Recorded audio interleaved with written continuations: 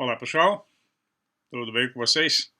Pois é, não teve vídeo na quarta-feira e esse está um pouco apertado. Nós estamos no processo de mudança, né? Como eu comentei no vídeo passado, nós começamos a mudar. Mudar aqui não é muito simples não, as coisas são muito caras. Nós estamos fazendo tipo formiguinha, levando o material do ponto final do metrô até o outro ponto final. Então é um metrô só, vamos para o outro lado da cidade. Tranquilo. Depois, na semana que vem, nós fazemos a complementação com uma van. Nosso filho vai ajudar, né, com alguns empregados dele, que trabalham na empresa dele, vão dar uma força para poder fazermos a mudança. A maior parte dos livros já foram para lá, para o novo apartamento. Eu já mostrei algumas imagens, vou mostrar outros para vocês. Muito bom, muito legal. Esse apartamento faz parte de um programa do governo holandês para pessoas candidatas de terceira idade, como nós, com mais de 65 anos, 67. São condomínios especiais para idosos, mas eles têm toda uma instalação preparada para isso. Os corredores são bem largos, os apartamentos são amplos, os banheiros também, tudo bem preparado.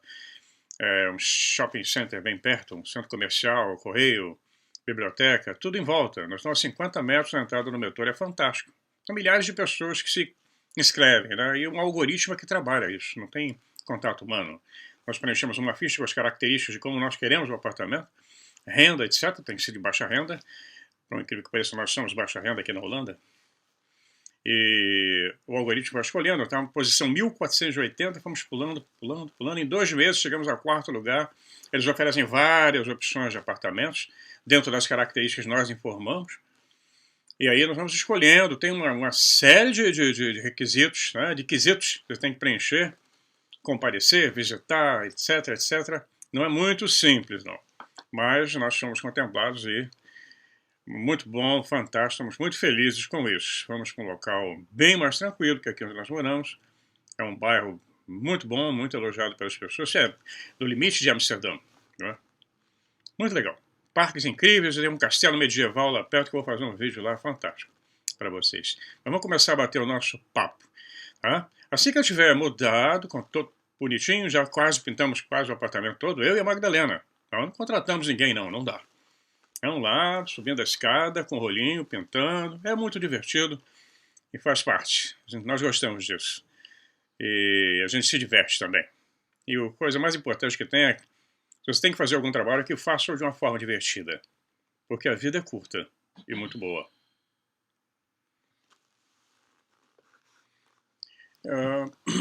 Bem, nós estamos conversando sempre sobre ETs interdimensionais, extraterrestres, intraterrenos, etc, ultradimensionais e por aí vai. Um dos autores que discutiu isso muito bem, há uns anos atrás, é o John Keel. Ele foi um jornalista investigativo fantástico, ele escreveu vários livros sobre o assunto. E já falecido, ele faleceu em 2009, e esse livro aqui foi publicado na década de 70, em 1970. Você vê quantos anos tem? Que esse assunto continua, né? Nunca saiu da cabeça dos investigadores, dos exploradores, dos ufólogos e das autoridades também, porque essa turma está aí presente o tempo todo. Mas ele foi entrevistado por um jornalista e, apresentando ele no programa, ele gravou alguns programas para National Geographic, o History Channel, eu acho. E perguntou a ele, aqui nós temos o famoso ufólogo John Keel. Ele disse, não sou ufólogo, eu sou demonólogo. Operação Cavalo de Troia. Não tem nada a ver com os livros do J.J. Benítez, não, que é uma viagem no tempo, ao tempo de Jesus Cristo, entra na máquina do tempo. Não, isso aqui é bem mais diferente. Isso aqui não é ficção. Então, o John Keel, então eu peguei alguns trechos do livro dele, evidente não dá para comentar, vou comentando aos poucos, quando não dá para comentar tudo, né? Quando ele fala no capítulo, ele fala que o mundo astral, ele está usando a frase de um marechal do ar, da RAF, da Real Força Aérea Britânica, que ele comentou na década de 60, que o mundo astral da ilusão ele é muito habitado por espíritos propensos à ilusão. É bem conhecido as suas múltiplas atividades imaginativas e exortações. Aparentemente, alguns de seus habitantes estão ansiosos para mostrar seus principados e poderes. Outros se pronunciam sobre moralidade, espiritualidade, deidade, etc. Aparição de virgens, né? Construa uma igreja na montanha tal, venha depositar flores aqui. Adoram, eles gostam dessa adoração, mas não realizam nada de prático. né? Não resolvem o problema das doenças, nem das guerras, entre outras coisas. Todos esses poentes astrais, por assim dizer, que invocam a consciência humana, alguns deles são sinceros, desejam a paz, que cuidam do planeta, alguns até ajudam algumas pessoas, mas muitas de suas teses podem ser moldadas para programar algum fantasma especial, alguma operação cavalo de Troia. Esses espíritos eles são propensos a ilusões. Eles são responsáveis por quase todas as aparições e manipulações de OVNIs, ou UFOs, como queira, ou UAP. Quase todas, não todas. Os discos voadores, eles, na maioria dos casos, eles não vêm de uma civilização tipo Star Wars ou Star Trek. Infelizmente, não. Não vêm de nenhum planeta distante, eles são nossos vizinhos de porta, parte de um outro contínuo espaço-tempo, onde a vida, a matéria e a energia são radicalmente diferentes das nossas. O homem antigo sabia disso e ele reconhecia isso. O homem do passado, da Idade Média, por exemplo, são as histórias das bruxas, fadas, duendes, elfos, goblins, trolls, etc. Os textos bíblicos originais empregavam a palavra Sheol, do hebraico, que significava mundo invisível, ou submundo, ou intramundo, uma outra dimensão, e de alguma forma os tradutores da Bíblia transformaram essa palavra em inferno e deram um significado totalmente diferente. Um engenheiro britânico chamado Bryant V, ele passou mais de 10 anos investigando o fenômeno UFO lá na época, né, na década de 60. Isso em 1965. Eu tinha 14 anos. Faz tempo. Ele diz: começamos a ver que veículos do espaço sideral não eram realmente importantes. Eles eram apenas uma indicação de que algo muito maior, do despertar do homem terreno, para uma tremenda nova consciência. O Sr. Reeve, ele levou muitos anos para chegar a uma conclusão que aparentemente já havia sido alcançada nos corredores de Washington muito antes. Em janeiro de 1953, a Agência Central de Inteligência reuniu um grupo de cientistas importantes para revisar as evidências de discos voadores que foram compiladas na famosa operação comandada pelo capitão Edward Hooper e sua equipe do projeto Livro Azul, Blue Book, da Força Aérea Americana. O relatório final desse painel do Livro Azul foi mantido nos arquivos classificados por 13 anos e não foi divulgado na imprensa até 1966. E nesse relatório, esses cientistas, alguns dos quais mais tarde receberam o prêmio Nobel, declararam: o painel observou que o custo do esforço de mão de obra técnica necessária para acompanhar e explicar cada um dos milhares e milhares de relatos recebidos pelos canais a cada ano não poderia ser justificado. Sentiu-se que sempre haverá avistamentos para os quais faltam dados completos e que só podem ser explicados com um esforço desproporcional e com um longo tempo, se é que nós vamos conseguir. A longa demora em explicar um avistamento tende a eliminar qualquer valor de inteligência. Olha que coisa incrível. O resultado é o recebimento em massa de relatórios de baixa qualidade que tendem a sobrecarregar os canais de comunicação com material bastante relevante para objetos hostis que um dia poderão aparecer. O painel concordou em geral que essa massa de relatórios de baixa qualidade, contendo poucos ou nenhum dado científico, não tinha valor.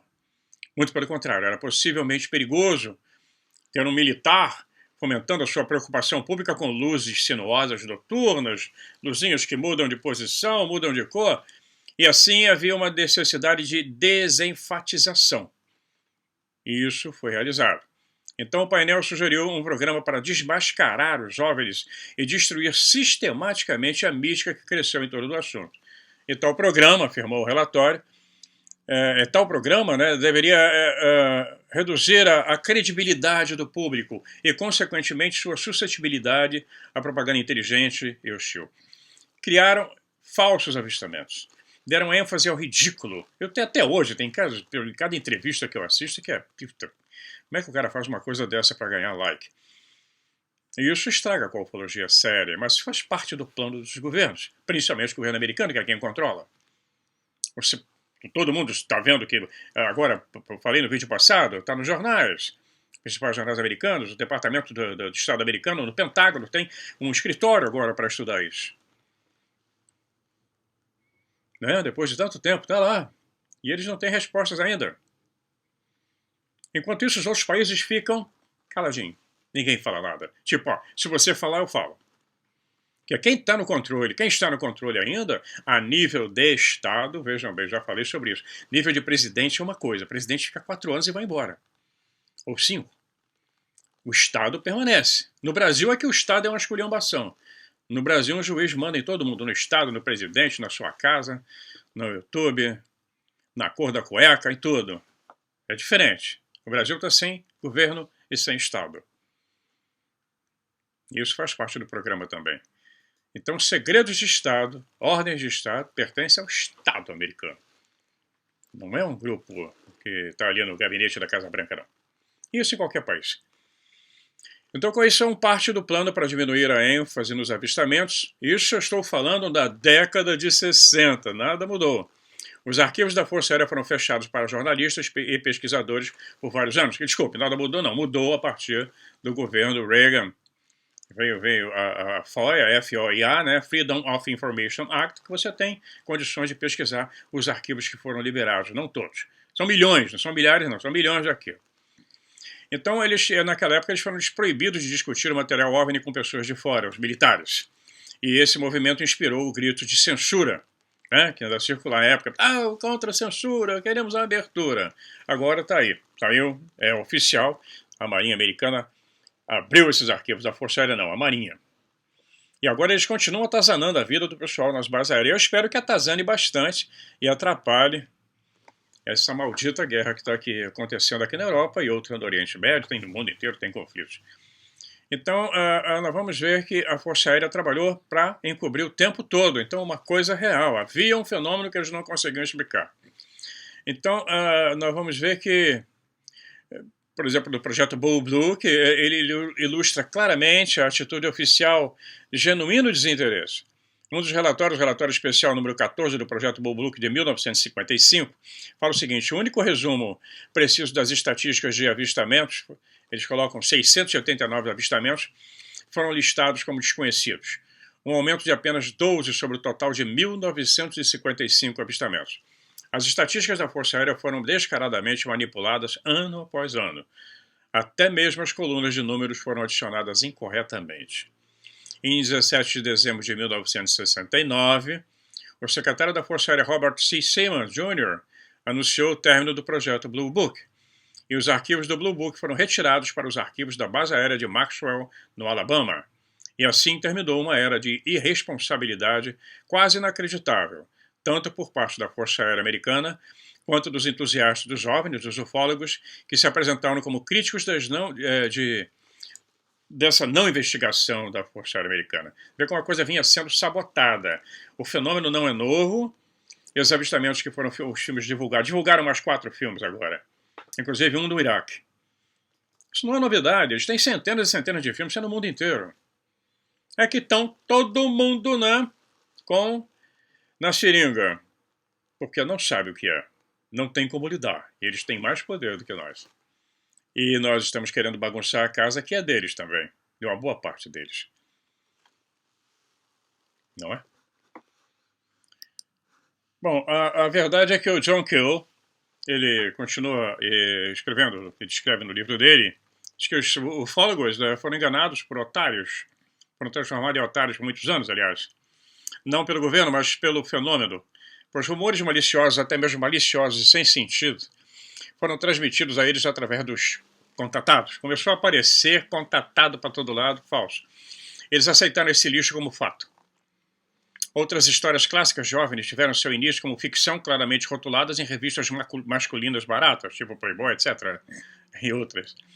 Uma dessas histórias contou como um repórter viu oficiais conduzindo um astronauta peludo pela Casa Branca. Um colunista do jornal publicou ironicamente trechos dele sem comentários.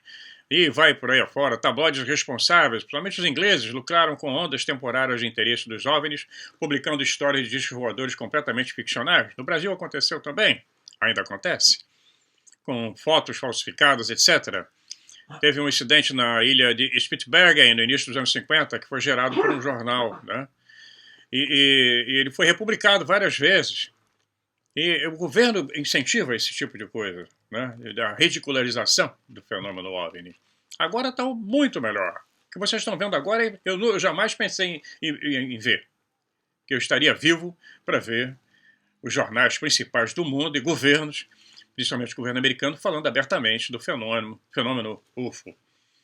No Brasil, parece que houve um bloqueio agora dos arquivos da Operação Prato. Eu não sei se isso é verdade. Tem um camarada que se apoderou das várias fotos que foram liberadas pela Força Aérea Americana, um trabalho que a revista UFO fez. Parece que um camarada pegou todas as fotos, diz que é dele. Quer dizer, um trabalho que foi feito com o dinheiro de vocês aí no Brasil. Impostos brasileiros. Pois é, a confusão sempre tem essa confusão. Então, eles sempre arquitetaram situações no fenômeno OVNI. Às vezes eu troco OVNI, UFO, desculpem, mas vocês estão entendendo. OVNI, UFO, é a mesma coisa.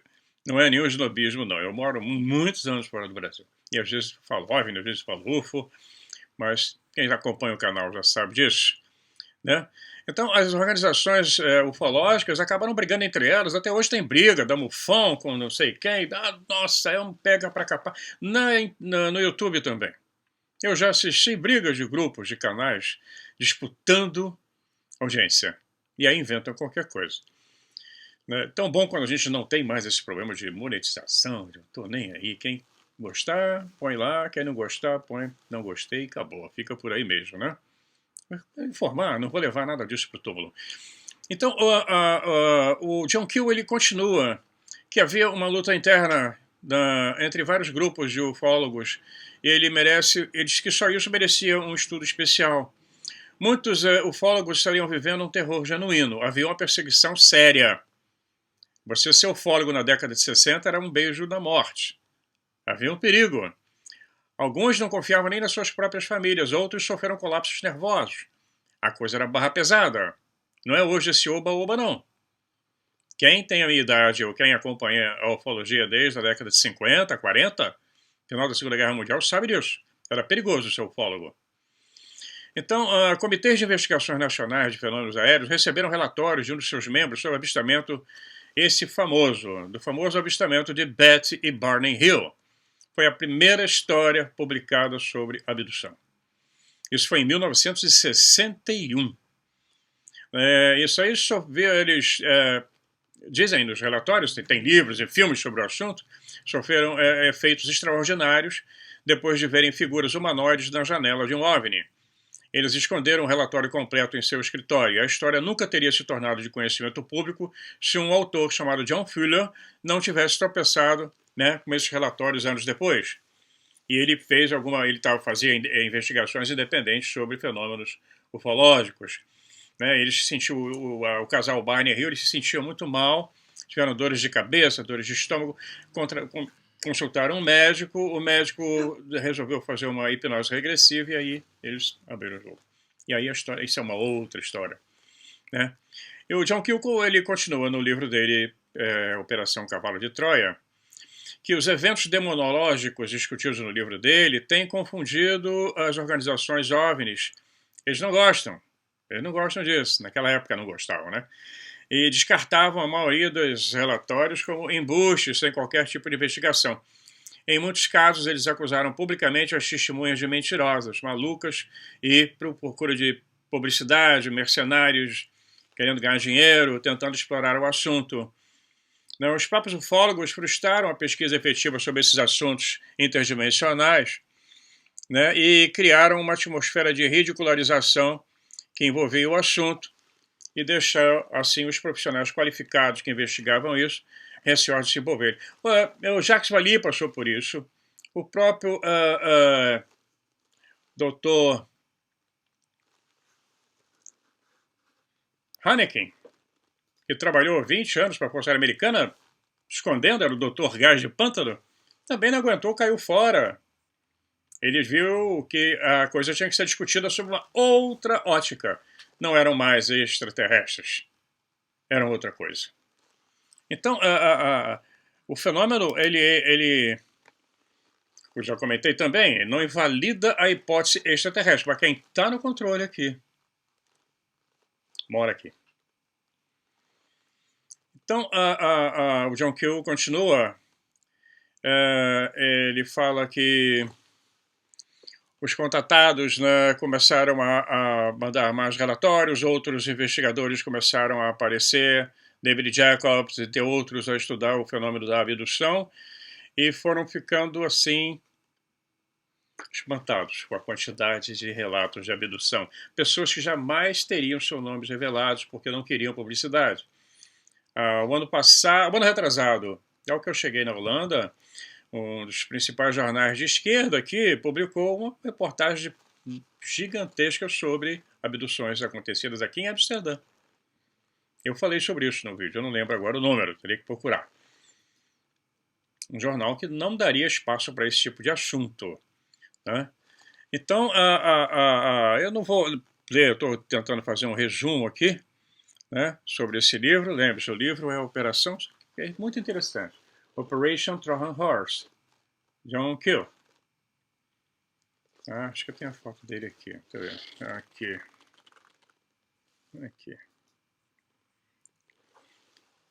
Ele faz um trabalho, tem vários livros escritos sobre o assunto. Sempre colocando de que as autoridades estão investigando pelo caminho errado. Não tem que investigar como extraterrestre. Ela desmaterializa, materializa, etc. Né? E mudam de cor. Todos eles são baseados em efeitos eletromagnéticos, já mais do que comprovados isso. Se utilizam de forças telúricas do nosso planeta ou do nosso Sol para fazerem essas transposições interdimensionais. E não podem viver na nossa dimensão, tem muito tempo. Aparecem, mas vai rapidinho embora. Eles não têm como ficar aqui, senão já estariam. Então o que eles fazem? Hibridização. Por que coleta material? Antigamente os ufólogos falavam, os ETs vêm aqui coletar material, é uma pesquisa que eles fazem. Tem milhares de anos que os caras vivem pegando material biológico humano. O que é isso? Qual é? Que papo é esse? Que cientistas exploradores são esses? Não conseguiram ainda não ter uma tecnologia para vir até aqui para tirar óvulos, amostra de sangue, etc. Não. O papo é muito mais barra pesada. Eles não podem ficar aqui por enquanto. Estão tentando. É na hibridização, é na incorporação. Eles precisam de corpos físicos para aguentar essa dimensão aqui. Mas eles têm essa condição de passar para cá, voltar. A porrinha arruma confusão. Se a aparição da Virgem em cima da montanha, e daí? O que ela fez? E aí? O que aconteceu? Cadê o poder? Não, eles são estranhos. Ou arcontes, como vocês falam, eles detestam. Eles têm inveja, não detestam. Eles não têm essa questão de detestar. Né? Eu já falei sobre os arcontes, mas eles invejam a gente. Como diria minha neta, sinto muito. Eu estou mostrando agora aí para vocês, é porque alguém colocou, um seguidor do canal colocou nos comentários sobre a pena aqui da minha janela do novo apartamento, está havendo chemtrail, né? Não é chemtrail, é comtrail. É a condensação que sai das turbinas dos jatos. A Europa é uma carronada de jatos passando o tempo todo. Isso está mais no aeroporto de Schiphol, em Amsterdã, que é um dos maiores da Europa. Então, assim, essa condensação é natural. Eu estou mostrando aí logo no início, depois, nas próximas fotos, nas primeiras fotos agora, bombardeios B-17 em 1944, passando por cima dos céus da Holanda, indo bombardear a Alemanha. Eram aviões com motor a hélice, pistão, fortalezas voadoras, marcando a condensação no céu. Aqui é cheio o tempo todo. Dos motor a pistão, a condensação é um pouquinho mais grossa dos jatos, ela é mais sutil, ela é mais fina. Imagina se alguém vai jogar chemtrail em cima da Europa, vai matar o pai, a mãe, a amante ou amante. É isso. Tá maluco? Isso é feito estrategicamente em lugares específicos, localizados. Não o vento carrega isso, vai dançar todo mundo. Não é bem, não são tão loucos assim. Não. Ali é chemtrail. Tem trabalhos extensos sobre isso. É claro que polui a atmosfera, etc, etc, etc. Mas não é nada assustador, não.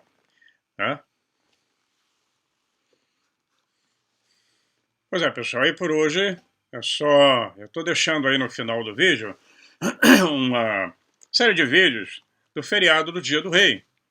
Foi aniversário do rei, William Alexander. E a festa é impressionante. O pessoal faz um carnaval. E nesse dia, o governo autoriza você a beber na rua. Você pode beber na calçada, na rua, encher a cara. Só não pode arrumar arruaça porque a polícia está por perto. Os canais ficam... Eles fecham alguns canais, liberam os canais principais, onde o pessoal passa mais chapado. E aí pode beber à vontade. Nossa, e cada um que quiser botar uma barraquinha na rua, pode estender uma toalha, vender suas quinquilharias. É o único dia na Holanda que isso é permitido. É o dia do rei, é o dia da liberação. O pessoal solta. Tem algumas fotos aí, nossa, tem a nossa netinha, Magdalena, na barraca da empresa do nosso filho, né, que ficou bem perto da rua onde nós moramos, aí eles moram, né? E estavam todos comemorando juntos. É um dia muito alegre. Os holandeses levam isso muito a sério. Que não é para levar a sério, é para brincar. Né? Eu, rei, sabia disso. Aí eu já comentei em vários vídeos. Eu e a Magdalena somos monarquistas. Já éramos lá no Canadá. Quem não gostar só vai ter o trabalho de não gostar. Mas sou e tenho minhas convicções. Quando a gente chega na idade que eu já cheguei, eu tenho convicções formadas. Qualquer hora dessa eu vou comentar sobre isso. Porque olha a democracia brasileira como é que tá. Acho que o Telegram já voltou, né? Pois é. Antes não tinha problema, agora estão censurando tudo, né? Estão sentindo um gostinho? Quem apoiou? Vai piorar mais um pouco. Com certeza. Tenho comentado sobre isso, já comentei, já tomei uma esfrega aí nos comentários. O tempo é que vai mostrar. Não está dando certo. E não vai dar. Não com esse ministério aí.